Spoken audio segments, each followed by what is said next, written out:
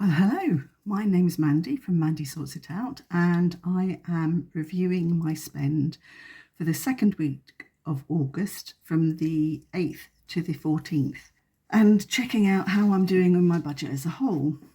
So, what did I spend last week? I had two standing orders go through, one for electric of £75 and one for water of £18 for £18.31. I had a bill come through for my water, which was around £42, I think.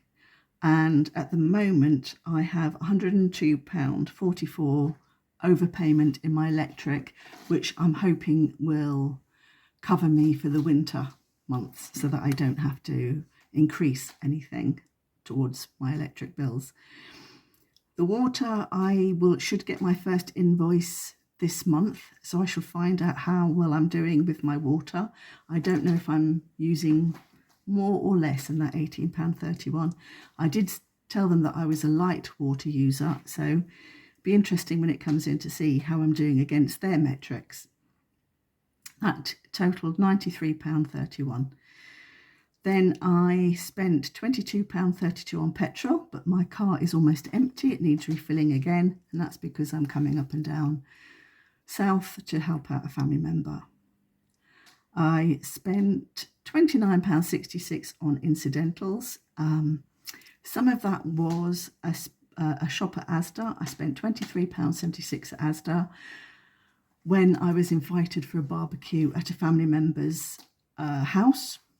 So when I went there, I was asked to get snacks, and I was also asked to pick up some milk, and I was asked to pick up some things that the family member I was staying with needed.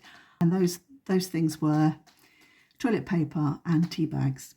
I knew I didn't have enough food to cover my trip because I'd extended my trip by a day, so I thought I would buy something from the reduced section, and they had pizzas in the reduced section, so I bought two thinking that I could share them with the children of the family I'm living with. Unfortunately, I left them in the other family member's fridge, so those will be eaten by them. But while I was looking in the reduced section, they had a number of different barbecue items, so I picked 3 of those up and took them to this family member's house, and they were barbecued and eaten. And as this was all shared out between other people, I decided the best place for it was in my incidentals. I also spent £3.90 on cards and stickers. Stickers were reduced, they were 40p for the set, and I thought that might be useful for the children. And £2 was a tip in a cafe. A family member very kindly offered me to treat me to a coffee. I had a lovely cappuccino, which I then spilt all over the table, down on my leg, down on my handbag, and the staff were very nice and came and cleared it all up, so I left them a £2 tip. The other thing is food. I spent £33.69 on food. That was while I was here. That was for the lunch. I decided to treat myself to a lunch, and I bought 2 items in the reduced section that I was very disappointed about. It made a meal and a pudding, and it was a bit of a waste of money because I didn't particularly enjoy it. Then I bought a yoghurt drink when I was driving back to my own home. That was £1.65. I do find milkshakes are the cheapest thing I can buy in a service station when I'm travelling.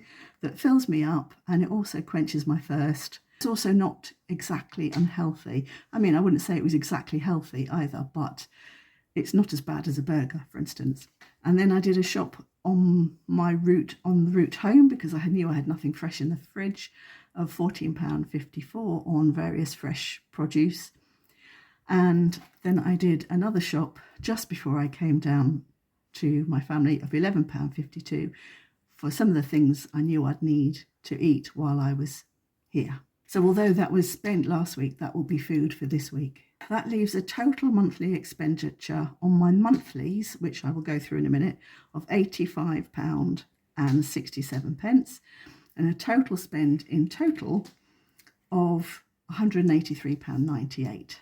My income last week was, I got £2.20 for the sale of 2 things on Vinted, and my rent was £981.11, which is much less than normal. And the reason for that is There is a property tax overseas that I needed to pay last week.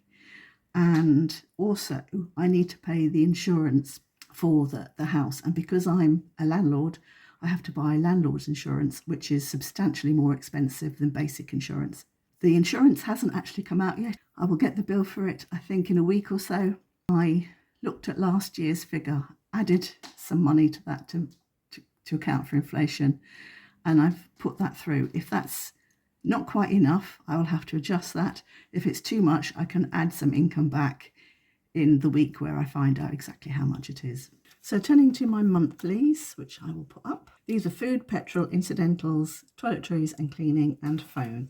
These are the costs that I focus on because I have overspent on them in the past, and they're the ones I really need to curb my spending on. Let's hope that stays upright. I don't have a tripod here. It's back at home. I did pack it and then I got it out to film, and it's still on my table at home. So I put £221 aside every month for these monthlies, and I have spent so far in August £115.73, leaving me with £105.27. And my income for the month so far is £987.41 because I had £4 income last week. So looking at my budget for the year and how I'm doing on that, I'll put all the figures up so you can see them. I have £221 a month. I times that by 12, that's £2,652. So the last line of my budget, you will see that £2,652, and I've spent £642.21 out of that money. So I'm doing okay with my monthlies. I've done 3.5 months, sort of, nearly. And 3.5 months at 221 is 663, and I'm under that. And half of a month is, say, £100, so 763. So I have not spent all my monthlies. So I can, if I overspend on petrol, I think that will be okay, because I will still not be overspending on my monthlies in total for the year, because I'm doing well with my monthlies. I've spent less on previous months, and so therefore there's a bit of wiggle room in there for me to spend extra on petrol. For my annual budget, I've spent £4,739.46, and I have income of £5,841.22. So I have £1,100 more income than I have expenses, which is still good.